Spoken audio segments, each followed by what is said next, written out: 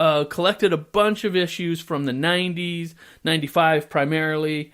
So this has got a bunch of writers. It's a bunch of comics all in one big fat trade of Batman and Wildcat stories. Batman and Wildcat are undercover to break up a illegal superhero fighting ring. Catwoman and Wildcat team up and fight out. It's just great stuff. Just great stuff. Great 90s comics. There's a bunch of writers a couple, three writers and a bunch of artists all involved with this. This came out 4 months ago in trade form. That's just a bunch of comics. I think there might be 12 comics in this. I think I paid $16 for it. It's a little pricey, but these are my characters. These are my dudes. I love boxers, and I love seeing the back and forth because Ted is he's invited to sit ringside at a heavyweight at the latest heavyweight matchup, and he doesn't show up. But there's a back and forth where he and Catwoman are fighting, and I've seen this trope before, but the commentator for the match is playing out with the match between Catwoman and Wildcat, and it's spot on. Some really funny stuff. The art, okay, so first of all, let me just go through the writers. Chuck Dixon, Bob Henley, Bo Smith.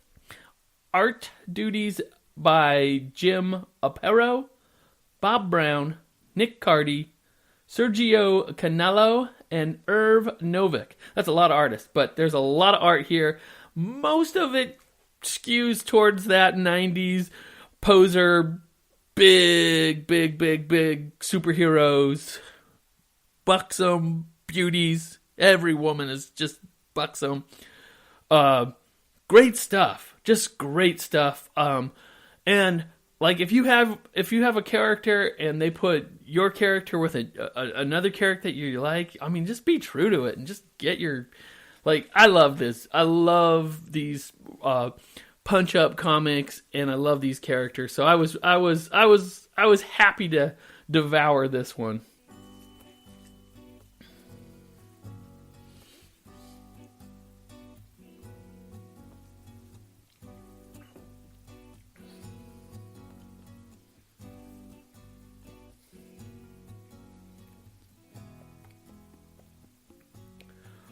All right, now for dessert. I usually go for the chocolate eclair. Anything chocolatey. You put chocolate, maybe a tiramisu, but tonight I'm going to have a sweet and sour tart. Written by Andre Fonquin, written and drawn by Andre Fonquin, and published by Cine Books. 48 pages. I spent a little money on this. I think this was $8. Don't tell my wife. But this is the first time printed in, or translated into English. And what we're looking at and what this is a gag-a-day comic strip put into 48 pages. And the main character is Gomer Goof. So in French, he's Gaston Lagouffé. But now Gomer Goof is, these are just 3-panel, ha-cha-cha, silly little, almost Gomer Pyle,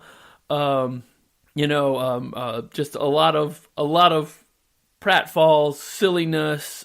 He's a lazy, accident-prone office junior, and he's also he's got a scientific mind. Everybody loves him, but nobody knows what his job is. He works at a magazine, and he's figured out ways to be lazier than anybody, and like he puts a bird seed on his typewriter, and for some reason he's rigged up the plumbing pipes in the old building so he could flirt with the girls downstairs by talking through the pipes. But of course, when somebody goes to turn the heat on, all hell breaks loose. So he's got a silly car that can turn both ways, like he tries to take rights and left turns at the same time. It's very, very funny stuff. Great art. I mean, it's very silly. It came out. These were created in Belgium, or by a Belgium artist, Andre Franquin, and first time ever translated into English for us. That's probably why it was $7. Now, the panels are cute. The panels are funny. Gomer is hilarious. His the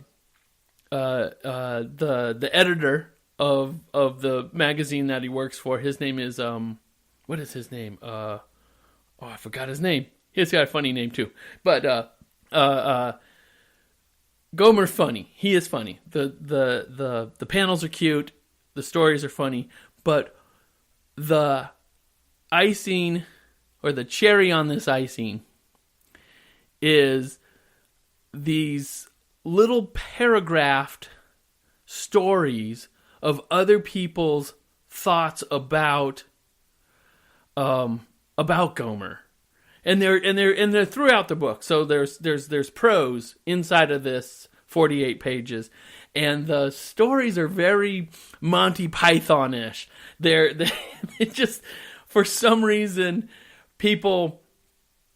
So one is written by a police officer who he gets tangled up in a line of a string that Gomer is put between two buildings for whatever purpose, and his bicycle gets lifted into the air because of this string, and the officer is feeling foolish about this, so he feels the need to write an explanation as to what he thought was happening and why it happened, and it goes nowhere. It's so funny, and there's 4 or 5 of these in the book. I'll let you read them all.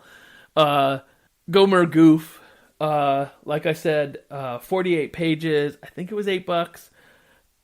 I loved it. What a sweet and a little sour dessert.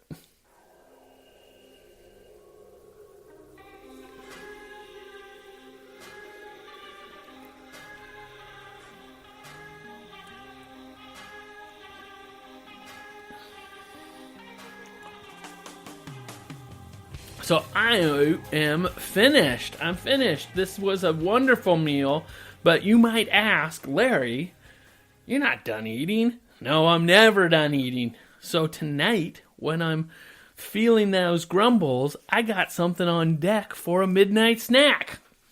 Volume 28 of The Walking Dead, written by Robert Kirkman, with art by Charlie Aldred, and published by Image. This is collecting.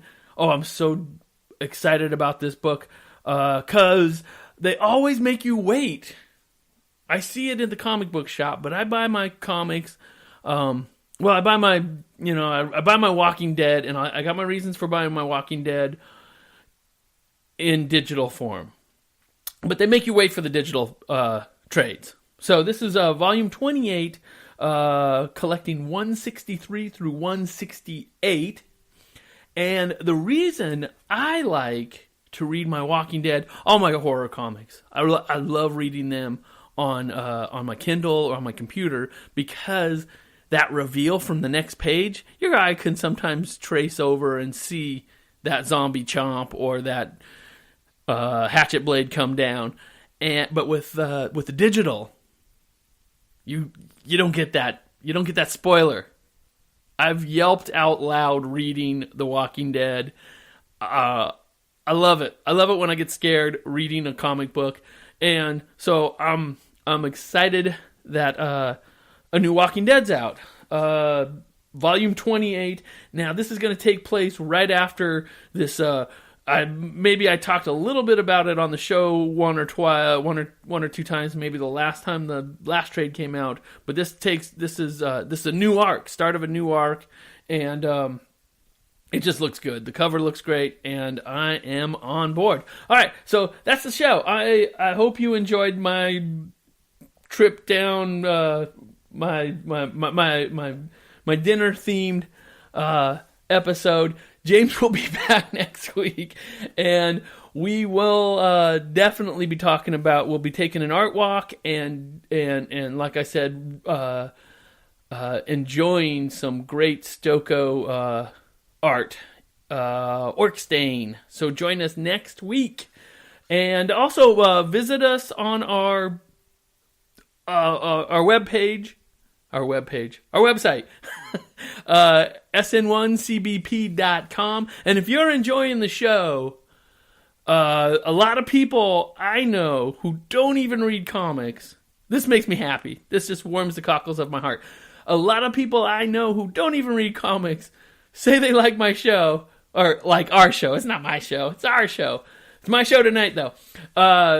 And so you don't have to like comics. You don't even have to know anything about comics. Just come on, and a lot of people say that. So a lot of people say that.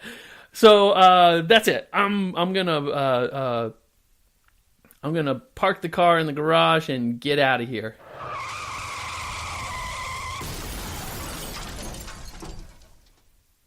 All right, thanks. Good night.